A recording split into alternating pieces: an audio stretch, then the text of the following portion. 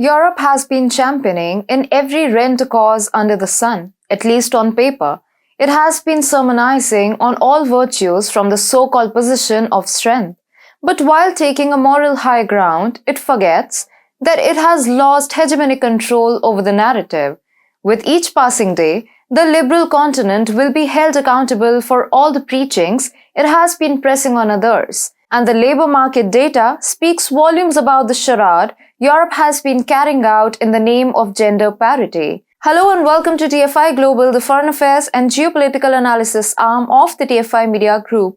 I'm your host Vedika. Let's begin.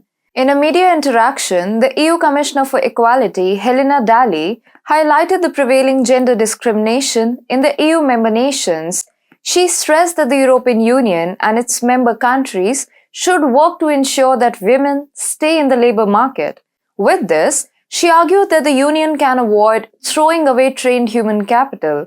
Commissioner Dali further remarked that to safeguard women's rights, the Union has to ensure their financial independence as well. It is pertinent to note that a large section of Europe's society still functions on the lines of patriarchy.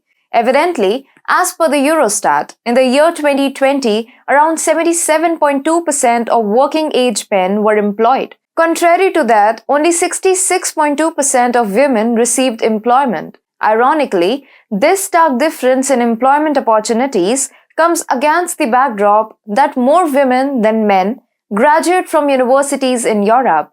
Even then, injustice was meted out on these well-qualified women on account of deeply entrenched patriarchy in EU member nations. The story of gender discrimination doesn't end there. Additionally, in EU member countries, women account for approximately 91% of career interruptions due to childcare responsibilities. Similarly, 75% of part-time positions are done by women. Resultantly, this has negatively affected the gender gap in Europe, both in terms of pay and pension. In the EU member countries, women on an average receive 13% less salary as compared to their male counterparts, while they get 30% less in pension benefits. Apart from issues of women's representation in the labor market, EU Commissioner Dali also spoke in favor of maintaining a work-life balance. She stressed that the EU member countries have to be pressed again and again so that reforms don't die on paper.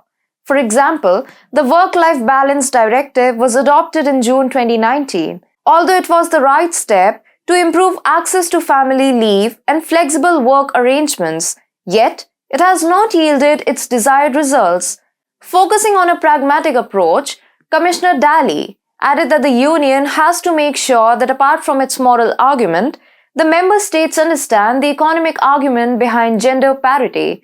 Evidently, as per European Union data, member nations suffer an economic loss worth 370 billion euros per year due to the prevailing gender employment gap. These economic considerations make it imperative to improve gender equality in Europe. As per an extrapolation, gender parity can result in an additional increase in GDP by 3.15 trillion euros by the year 2050. However, EU Commissioner Dali did list out certain measures that the Commission has tried to mitigate this gender parity. Evidently, reformist initiatives include transparency rules in salary and directives to ensure quotas to include more women in the corporate board members' positions. Going further, Commissioner Dali emphasized that the European Care Strategy presented earlier this year is expected to promote gender equality. These labor market data shows that everything is not hunky-dory in Europe. Interestingly, there are many Eurocentric indexes that award European countries top rank with a cent per cent record. With these indexes, the liberal continent tries to paint a rosy picture of Europe. But the fact is, just like other continents, it has its own problems and is nothing near perfect. Patriarchy still prevails in major parts of Europe, especially in giving opportunities to women. Rather than passing sermons on other countries, Europe should focus on its flaws. They should ensure that half of its population doesn't have to suffer injustice. Further, it should focus on providing flexible working hours to retain women in the labor force and share the responsibilities of childcare and parental care responsibilities.